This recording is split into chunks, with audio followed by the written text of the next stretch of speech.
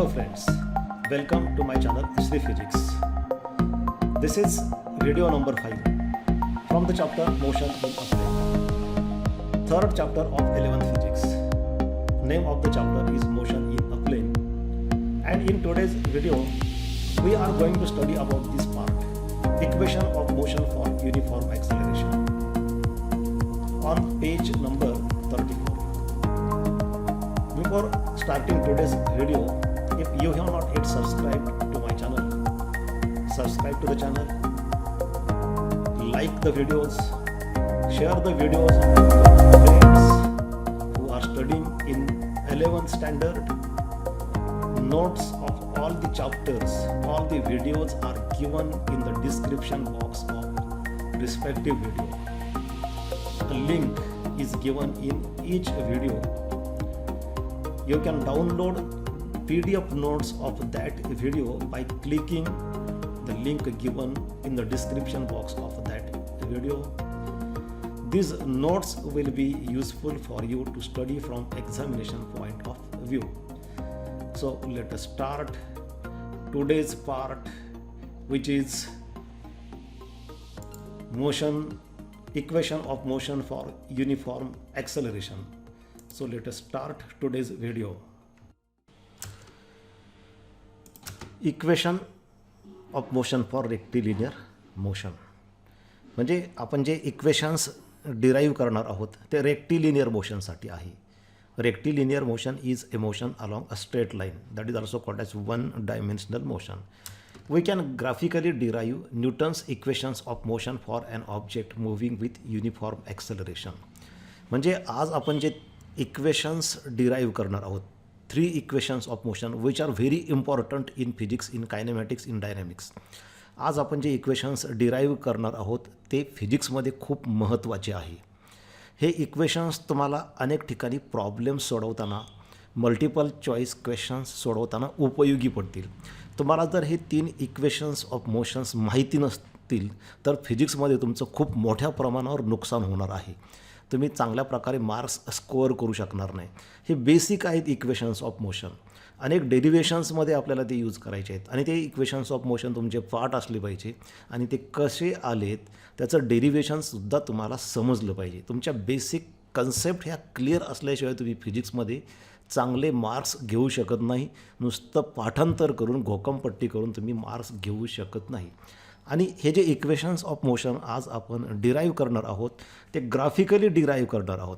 आणि त्यामध्ये आणखी एक लक्षात घ्या, हे जे इक्वेशन्स ऑफ मोशन आहेत they are for uniform acceleration, means body is moving with constant acceleration. That means the speed of body is changing uniformly. म्हणजे त्या बॉडीचा स्पीड किंवा त्या बॉडीची व्हेलॉसिटी बदलते पण एक सारख्या पद्धतीने, मध्येच जास्त प्रमाणात मध्येच कमी प्रमाणात अशा पद्धतीने व्हेलॉसिटी बदलत नाही. First kinematical equation. आधी आपण पहिलं कायनेमॅटिकल इक्वेशन, त्यांना कायनेमॅटिकल इक्वेशनसुद्धा म्हणतात किंवा इक्वेशन ऑफ मोशन्स म्हणतात. त्यातलं पहिलं कायनेमॅटिकल इक्वेशन काय आहे? Consider an object having position x = 0 at t = 0. Now we are studying rectilinear motion. Suppose an object is moving along a straight line along x-axis because it is a rectilinear motion. Rectilinear motion means motion along a straight line, one-dimensional motion. Suppose at t = 0, that means at start that object is at x = 0. Suppose that object is a car. At time t = 0, time is 0 initially, and that car is at x = 0. So initial position of the car is x = 0. Let the velocity at t = 0 be u and at time t be v. Means this car velocity at this point at time t = 0 is u. That may be 3 meter per second or 4 meter per second, or it can have any value. म्हणजे time T इथून तुम्ही time start करता, म्हणजे याचा अर्थ car इथून start नाही झालेली तर इकडून कुठून तरी ती आलेली आहे आणि ती ऑलरेडी मोशनमध्ये आहे. तुम्हाला जरी इथं स्थिर दिसत असली परंतु ही मोशन आहे आणि एका विशिष्ट टाईमला जेव्हा कार इथं पोहोचलेली आहे त्यावेळी तुम्ही ती इनिशियल पोझिशन x=0 घेतलं आणि तिथून पुढं तुम्ही आता डिस्टन्स मोजणार आहात. म्हणजे तुमची इनिशियल पोझिशन झाली, हा इनिशियल टाईम झाला, इथून तुम्ही घड्याळ लावलं आणि इथून पुढं आता किती वेळानंतर कार किती अंतर जाईल, पुढं गेल्यानंतर व्हेलॉसिटी काय असेल, ह्या सगळ्या गोष्टी आपण बघणार आहोत. म्हणजे इथं सध्या कार आलेली आहे, ती डावीकडून आलेली आहे आणि आता तुम्ही घड्याळ चालू केलं, तुमचा टाईम 0 झालेला आहे. त्यावेळीची इनिशियल पोझिशन x=0 घेतलेली आहे तुम्ही आणि तेव्हा त्या ठिकाणची तुमची व्हेलॉसिटी त्या कारची u आहे, इनिशियल व्हेलॉसिटी. आणि ही इनिशियल व्हेलॉसिटी u, आता ही कार पुढं गेलेली आहे, ऑलरेडी ती मोशनमध्ये आहे. आता इथं ती कार आलेली आहे. आता इथं आली म्हणजे इथं थांबलेली नाही आहे, इथं मी पॉज केलं आहे, पण याचा अर्थ ती कार पुढं चाललेली अजून मोशनमध्ये आहे. पण आता टी इतक्या वेळेनंतर ती या ठिकाणी आलेली आहे आणि त्या ठिकाणी त्या कारचा स्पीड आहे v, टाईम टी. म्हणजे that can be 10 second or 10 minutes or 20 minutes or 1 hour or any time. त्यावेळेस त्या कारचा स्पीड बदललेला आहे आणि तो झालेला आहे v. म्हणजे कार इकडून आलेली आहे आणि पुढं चाललेली आहे ती. तर त्यातल्या 2 पोझिशन आपण नोट केल्या, x=0. आता या ठिकाणी आल्यानंतर x=0 असणार नाही, काहीतरी 10 मीटर किंवा 20 मीटर 30 मीटर काहीतरी ते डिस्टन्स असेल.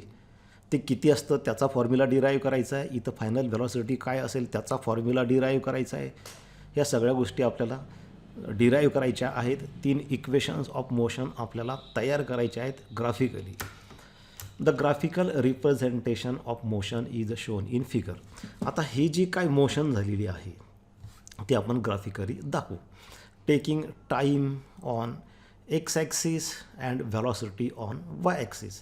Velocity is changing from u to v. म्हणजे व्हेलॉसिटी बदलली आहे, आधी u होती, म्हणजे समजा 3 मीटर पर सेकंड असेल, ती t इतक्या वेळेनंतर v म्हणजे समजा 10 मीटर पर सेकंड अशी झालेली आहे. म्हणजे व्हेलॉसिटी बदललेली आहे. मग ती एकदम नाही बदलली तर हळूहळू बदलत गेली. 3ची 4 झाली, 5, 6, 7, 8, 9, 10 अशा पद्धतीने ती बदलत गेली आणि डिस्टन्स पण वाढत गेलं. x=0 पासून ते इथं आल्यानंतर काहीतरी झालेलं आहे. तर मग आता ही मोशन ग्राफिकली कशी दाखवणार. Draw two axes, x axis and y axis both perpendicular to each other. Take this point as origin where both the axes intersect each other. So at this origin, first 0 means time, that is 0, and second 0 means velocity. So this 0 0 means origin. This O is 0 of both axes. On x axis we will take time. This is x axis, this vertical is y axis. On x axis we will take time, see here, and on y axis we will take velocity. So this is velocity time graph. आता आपण तो graph काढू की सुरुवातीला एक time 0 होता, म्हणजे इथं त्यावेळेस व्हेलॉसिटी 0 नव्हती, u होती, म्हणजे समजा 3 मीटर 4 मीटर काहीतरी. त्यामुळं हा जो पहिला पॉईंट येणार आहे आपला, पहा तो पॉईंट इथं कुठंतरी येईल. This is the first point. This point represents this initial position. Here on x axis t is 0, so initial time is 0. But on y axis this value is not 0, it has some value because that car is not rest at this position. इथं जेव्हा ती car आली तेव्हा ती रेस्टमध्ये नव्हती, त्याला काहीतरी velocity होती. म्हणून t=0 म्हणजे इथं t=0 आहेच. वाय ॲक्सिसवरचा कोणताही पॉईंट असेल तर त्याचा एक्स कोऑर्डिनेट 0 असतो, लक्षात घ्या. आणि एक्स ॲक्सिसवरचा कोणताही पॉईंट असेल तर त्याचा वाय कोऑर्डिनेट 0 असतो. म्हणजे ह्या पॉईंटसाठी एक्स कोऑर्डिनेट म्हणजे टाईम 0 आहे, पण वाय कोऑर्डिनेट 0 नाही, तर ही व्हॅल्यू आहे ती काहीतरी इनिशियल व्हेलॉसिटी आहे. ती इनिशियल व्हेलॉसिटी u आहे. समजा 3 मीटर पर सेकंड किंवा 4 मीटर पर सेकंड काय असेल ती. ही झाली, हा झाला इनिशियल पॉईंट जेव्हा ही कार इथं होती टाईम=0ला. पण आता काही वेळानंतर after time t the car has covered some distance and its velocity is v. तो दुसरा पॉईंट आपल्याला इथं ग्राफवर कुठंतरी दाखवावा लागेल. मग आता तो दुसरा पॉईंट पहा, हा टाईम आहे इथं एक्स ॲक्सिसवरती, समजा काय असेल 10 सेकंड 20 सेकंड काय असेल, तो हा पॉईंट इथं असेल. त्यावेळेस व्हेलॉसिटी वाढलेली आहे. मग तो पॉईंट इथं व्ही वर कुठंतरी असेल तर मग असा इथं मध्ये कुठंतरी पॉईंट येईल की जिथं एक्स ॲक्सिसवर टी मिळेल आणि वाय ॲक्सिसवर व्ही मिळेल.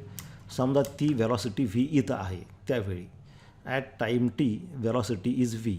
So on x axis this is the value of time and on y-axis this is velocity because we have taken velocity on y-axis and time on x-axis. तेव्हा हा point इथं असा कुठंतरी येईल की त्या पॉईंटवर एक्स ॲक्सिसची व्हॅल्यू टी आली पाहिजे, हा टाईम, आणि त्या पॉईंटला वाय ॲक्सिसवरची म्हणजे व्हेलॉसिटीची व्हॅल्यू व्ही आली पाहिजे. तर तो पॉईंट आपल्याला इथं अशा पद्धतीने मिळतो. So this first point represents this initial position where time is 0 and initial velocity is u. This second point represents this second position where time is t on x-axis and velocity is v on y-axis. ते दाखवण्यासाठी आपण काय करू, आता हे आपण हा graph join केला. This line represents that graph of velocity against time. म्हणजे यू पासून व्हीपर्यंत व्हेलॉसिटी ह्या टाईमनुसार कशी बदलत गेली तो ग्राफ आपल्याला या ठिकाणी अशा पद्धतीने मिळालेला आहे. Draw perpendicular from this second point on x axis that represents this time of second position. Similarly draw perpendicular from this point on y axis so that represents velocity at this second position. म्हणजे हा point second position दाखवतो ज्यावेळेस time T आहे आणि velocity V आहे.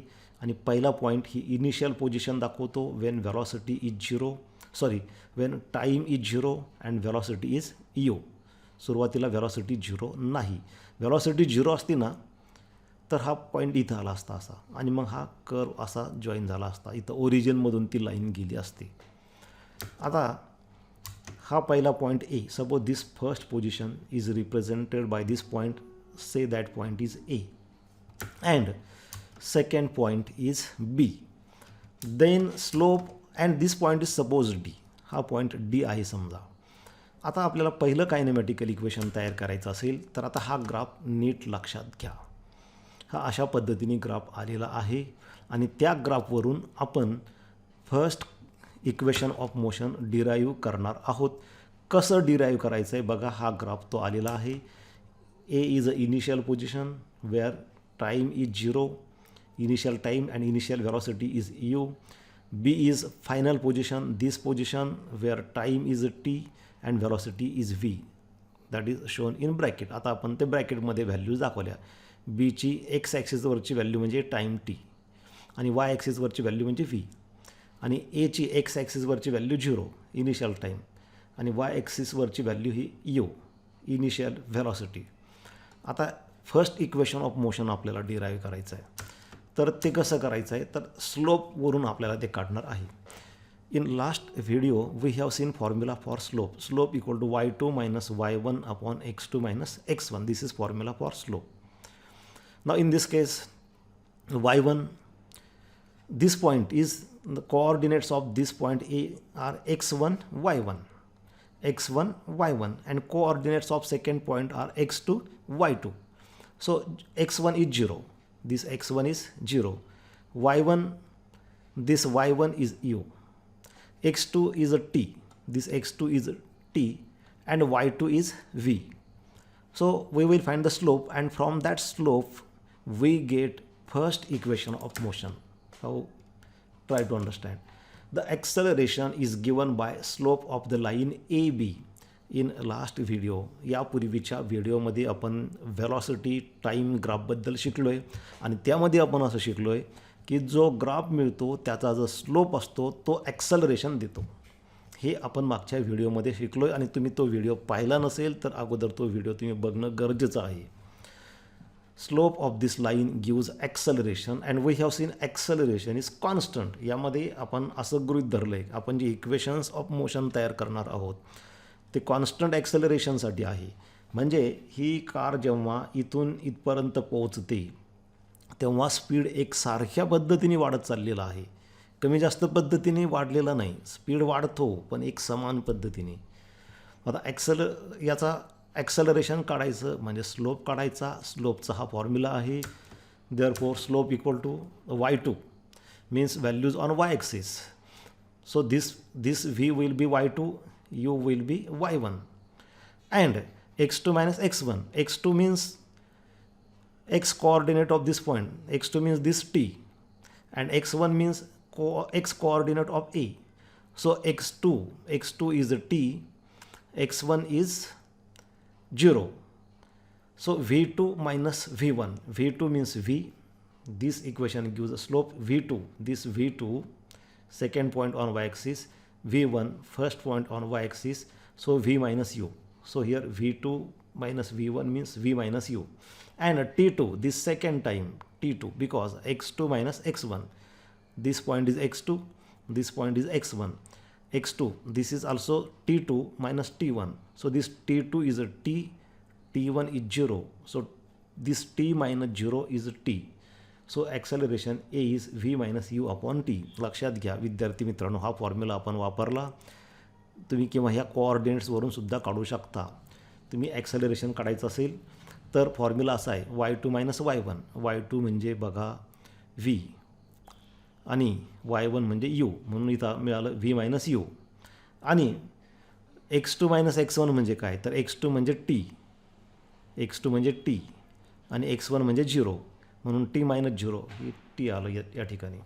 So acceleration a equal to v minus you upon t. This is nothing but slope of this graph. You can use this formula or you can use this formula, you get same relation, a acceleration equal to v minus u upon t. Now take cross multiplication, so a into t, that is at, and this v minus u. Now transfer this u on the right hand side, we get v is equal to u plus at. This is first equation of motion.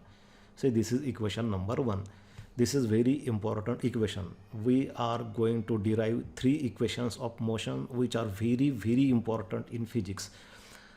त्यातलं पहिलं equation आपण derive केलेलं आहे, v is equal to you plus A t. म्हणजे समजा तुम्हाला time दिला, car इथं होती सुरुवातीला 0 सेकंदाला, आणि समजा तुम्हाला टाईम दिला की 50 सेकंद, तर 50 सेकंदामध्ये कार जेव्हा पुढे गेलेली असेल तेव्हा त्या कारचा स्पीड काय झालेला असेल ते हा फॉर्म्युला वापरून तुम्ही काढू शकता. त्यासाठी तुम्हाला कारचा इनिशियल स्पीड माहिती पाहिजे यू, आणि ॲक्सेलरेशन माहिती पाहिजे की स्पीड वाढताना किती सेकंदांनी, दर सेकंदाला कितीनी वाढला, ए माहिती पाहिजे. टाईम तुम्हाला दिला आणि इनिशियल व्हेलॉसिटी माहीत असेल तर फायनल व्हेलॉसिटी काय असेल ते तुम्ही काढू शकता. u is called as initial velocity, v is called as final velocity after time t, and a is acceleration which is constant for uniformly accelerated motion. एक समान पद्धतीने जेव्हा एखाद्या बॉडीचा, ऑब्जेक्टचा स्पीड वाढतो तेव्हा ॲक्सेलरेशन हे कॉन्स्टंट असतं, ते बदलत नसतं. So in this way we have derived first equation of motion which gives final velocity. आता यानंतर आपण second equation of motion derive करणार आहोत. ते काय देणार आहे आपल्याला, तर या कारनी इथून x इक्वल टू 0 पासून, म्हणजे या पोझिशनपासून ते या पोझिशनपर्यंत, म्हणजे ए पोझिशनपासून बी पोझिशनपर्यंत ती कार जेव्हा जाते तेव्हा किती डिस्टन्स कव्हर करते किंवा किती डिस्प्लेसमेंट कव्हर करते ते अंतर, त्याचा फॉर्म्युला डिराईव्ह करायचा आहे. आणि तो कसा डिराईव्ह करायचा आहे समजावून घ्या. तो सुद्धा खूप सोपं आहे. ग्राफवरच आपण ते डिराईव्ह करणार आहोत, सेकंड इक्वेशन ऑफ मोशन. आता मागच्या व्हिडिओमध्ये आपण पाहिलं आहे, मागचा व्हिडिओ, यापूर्वीचा व्हिडिओ आपला होता व्हेलॉसिटी टाईम ग्राफ. त्यामध्ये आपण असं शिकलो आहे की हा जो ग्राफ आपल्याला मिळतो ए बी, व्हेलॉसिटी अगेन्स्ट टाईमचा, त्या ग्राफचा स्लोप काढला तर ॲक्सेलरेशन मिळतं. आणि तो जो ग्राफ असतो त्याच्या खाली आणि एक्स ॲक्सिसच्या मध्ये हा जो एरिया मिळतो, तो एरिया काढला की आपल्याला मिळतं डिस्प्लेसमेंट. हे आपण मागच्या व्हिडिओमध्ये पाहिलं, म्हणून मी तुम्हाला सांगतो की तुम्ही मागचा व्हिडिओ जर पाहिला नसेल तर तो बघणं गरजेचं आहे. म्हणजे ए पासून बीपर्यंत, म्हणजे या पोझिशनपासून या पोझिशनपर्यंत जेव्हा ही कार जाते तेव्हा ती किती अंतर गेलेली असेल ते डिस्टन्स तुम्हाला काढायचं असेल. डिस्प्लेसमेंट काढायचं असेल, डिस्प्लेसमेंट म्हणजे त्याला डायरेक्शन पण सांगायची असते. आता डायरेक्शन सरळ एकच आहे, एक्स ॲक्सिस, त्यामुळे डिस्टन्स आणि डिस्प्लेसमेंटची मॅग्निट्यूड सेम येईल. तर तुम्हाला ए पासून, म्हणजे या पोझिशनपासून या पोझिशनपर्यंत कार जेव्हा जाते तेव्हा किती डिस्प्लेसमेंट झालेलं आहे ते आपण यसने दाखवू. ते काढायचं असेल तर हे ए बी ह्या लाईनच्या खाली, ह्या एक्स ॲक्सिसच्या वर आणि ह्या दोन उभ्या लाईनच्या मध्ये काय किती एरिया आहे तो आपल्याला काढावा लागेल. मग आता तो एरिया कसा काढायचा, हा क्वाड्रिलॅटरल आहे, चौकोन आहे. तर त्यासाठी आपण काय करू, आता पहा ही कार इथून इथपर्यंत गेल्यानंतर समजा ते जे डिस्प्लेसमेंट आहे ते यस आहे, त्याची मॅग्निट्यूड आहे, डायरेक्शन तर टुवर्ड्स राईट आहे ते आपल्याला माहीत आहेच. तर ते काढायचं असेल तर पहा आपण हा पॉईंट ए घेतला, इथून आपण ह्या लाईनवर परपेंडिक्युलर टाकू, एक्स ॲक्सिसला पॅरलल अशी एक डॉटेड लाईन आपण काढू आणि तो जो पॉईंट येईल त्याला आपण म्हणू सी आणि खाली हा जो पॉईंट आहे एक्स ॲक्सिसवर त्याला आपण म्हणू डी. आता तुम्हाला काय करायचं आहे, तुम्हाला ह्या कारने एपासून बीपर्यंत म्हणजे या पोझिशनपासून या पोझिशनपर्यंत गेल्यानंतर हे डिस्प्लेसमेंट किती झालं त्याचा फॉर्म्युला, त्याचं इक्वेशन तयार करायचं आहे. ते असणार आहे सेकंड इक्वेशन ऑफ मोशन. मग ते काढण्यासाठी मागच्या व्हिडिओमध्ये आपण शिकल्याप्रमाणे आपल्याला हा एरिया काढावा लागेल. Area of this quadrilateral A B D O, हा जो क्वाड्रिलेटर चौकोन मिळतो आपल्याला ओ बी, लक्षात घ्या ए बी डी ओ, हा क्वाड्रिलेटर ए बी डी ओ, तो एरिया काढावा लागेल. तो एरिया म्हणजे या कारनी एपासून बीपर्यंत म्हणजे या पोझिशनपासून या पोझिशनपर्यंत गेल्यानंतर कव्हर केलेलं डिस्प्लेसमेंट असेल. आपण त्याला आता काय करू, याचे दोन भाग करू क्वाड्रिलॅटरलचे, ए बी डी ओ त्याचे दोन भाग करू. हा वरचा एक त्रिकोणी भाग triangular portion A B C, that is one triangle, and this remaining quadrilateral A C D O त्याला आपण वेगवेगळे कलर दिलेले आहेत, green color and blue color. So this green color represents triangle ABC and this blue color represents area of this quadrilateral ACDO. We want to find displacement S which is equal to this area, total area of both these colors. म्हणजे एपासून बीपर्यंत car गेली तेव्हा जे displacement झालं ते म्हणजे हा total area आहे, हे दोन्ही ट्रायंगलचा आणि हा क्वाड्रिलॅटरलचा, green area plus blue area. So we can write displacement S equal to, आता हे हा फॉर्म्युला कसा आला तर हे मागच्या व्हिडिओमध्ये आपण पाहिलं की जो एरिया असतो तो ते डिस्प्लेसमेंट दाखवतो. आता area displacement S equal to area of quadrilateral O A B D, म्हणजे पहा इथून ओ ए बी डी हा जो क्वाड्रिलॅटरल दिसतो, हा ओ ए बी आणि डी हा चौकोन दिसतोय त्याचा एरिया. पण त्या चौकोनाचे आपण दोन भाग केले, एक वरचा हिरव्या रंगामध्ये आणि दुसरा निळ्या रंगामध्ये. तर म्हणजेच मग आपण असं म्हणू शकतो therefore s equal to displacement equal to area of triangle A B C, this A B C green portion plus area of quadrilateral OACD, area of this quadrilateral OACD, ह्या दोघांची बेरीज केली की आपल्याला टोटल एरिया मिळणार आहे कोणाचा, OABDचा. आणि तो टोटल एरिया म्हणजे या कारनी इथून इथपर्यंत जाताना कव्हर केलेलं डिस्प्लेसमेंट, ही आपल्याला आता या ठिकाणी काढायचं आहे. तर आता पहा ट्रायंगलचा एरिया काढायचा फॉर्म्युला असतो half base into height. Half base म्हणजे पाया इंटू हाईट म्हणजे उंची. तर मग एस इक्वल टू आता पहिल्यांदा area of triangle A B C, तर ए बी सी हा ट्रायंगलचा एरिया काढताना फॉर्म्युला वापरणार हाफ बेस, बेस म्हणजे काय A C, into height, height म्हणजे काय B C. So this half A C into B C gives area of this triangle A B C plus area of quadrilateral OACD. This OACD area of quadrilateral is length into breadth, length OD into breadth CD. That's why we have written here OD into CD. Now how to find value of AC? This AC, see the value of C on x axis, that is T. Value of A on x-axis, that is 0. So value of AC will be this t minus 0, which is equal to t. Value of AC is t. What is value of BC? Now see this BC. So see the value of BC on y-axis.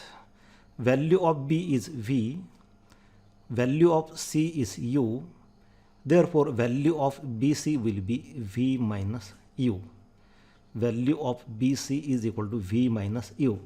Therefore value of AC is T. Value of BC is V minus U. And what about OD? Now see this value of OD on x-axis. Value of D is T. Value of O is 0. T minus 0 means T. Value of OD is T. What is value of CD? This CD, which is parallel to y-axis. Therefore see the value of CD on y-axis. एखादी line जेव्हा y-axisला parallel असते तेव्हा त्याची length y-axisवर काढायची. एखादी line जेव्हा x-axisला parallel असते तेव्हा त्याची व्हॅल्यू x-axisवर बघायची. Value of CD. Value of C is U. Value of D is 0. Therefore value of CD is U minus 0. ह्या व्हॅल्यूज इथं ठेवा. हे आपल्याला मिळालं. विद्यार्थी मित्रांनो बघा परत एकदा सांगतो. ACची व्हॅल्यू टी कशी घेतली तर ACची व्हॅल्यू टी घेण्यासाठी Cची व्हॅल्यू किती आहे टी. Aची व्हॅल्यू किती आहे 0. टी मायनस 0 म्हणून ACची व्हॅल्यू आपण घेतली टी. ही AC लाईन एक्स ॲक्सिसला पॅरलल आहे म्हणून एक्स ॲक्सिसवर व्हॅल्यू बघितली. त्यानंतर BCची व्हॅल्यू V मायनस यू किती का घेतली तर BC, this BC is parallel to y-axis. Value of B is V. Value of C is U. V minus U. That's why V minus U. OD. OD is U. This OD. D is T. O is 0. T minus 0. So this T minus 0. OD is T. OD ची value T घेतली actually. OD ची value घेतलेली T घेतली आपण. आणि CD ची value CD तर C ची व्हॅल्यू किती U. D ची व्हॅल्यू किती 0. तर CD ची व्हॅल्यू किती U मायनस 0. म्हणून CD ची व्हॅल्यू U मायनस 0 म्हणजे U ते आधी लिहिली आणि OD ची व्हॅल्यू T नंतर लिहिली. आता हेच झालं इक्वेशन. पहा थोडंसं आता रिअरेंज करा. काय करायचं माहिती आहे का. ही जी हा जो पहिला टर्म आहे त्याला आपण काय करू टीने डिवाईड करू. V minus U upon T. पण जेव्हा तुम्ही टीने डिवाईड करता तेव्हा ते इक्वेशनला तुम्ही बदलता. ते आधीची स्टेप जी आहे त्यामध्ये बदल होऊ नये म्हणून तुम्ही टीने डिवाईड करत असाल तर टीने मल्टिप्लायसुद्धा करा. म्हणजे T into T T square होईल आणि ते पुढं नंतर लिहिलं. बाकी हाफ जसं आहे तसं V मायनस यू जसं आहे तसं V मायनस यूला टीने डिवाईड केलं म्हणून टीने मल्टिप्लाय केलं त्यामुळं टीचं टी स्क्वेअर झालं. बाकी यू टी जसं आहे तसं. But this V minus U upon T is acceleration, change in velocity of time, change in velocity upon time, that is acceleration. मगाशीच आपण पाहिलं ते. So V minus U upon T is A. So this half A T square plus UT as it is. Therefore S is equal to UT plus half AT square. फक्त UT आधी लिहिलं. This is second kinematical equation which gives displacement of that object or that car when car goes from this initial position A to the final position B. So this is second kinematical equation or this is second equation of motion. S equal to ut plus half at square. S means displacement, this displacement S. U means initial velocity at time t equal to 0.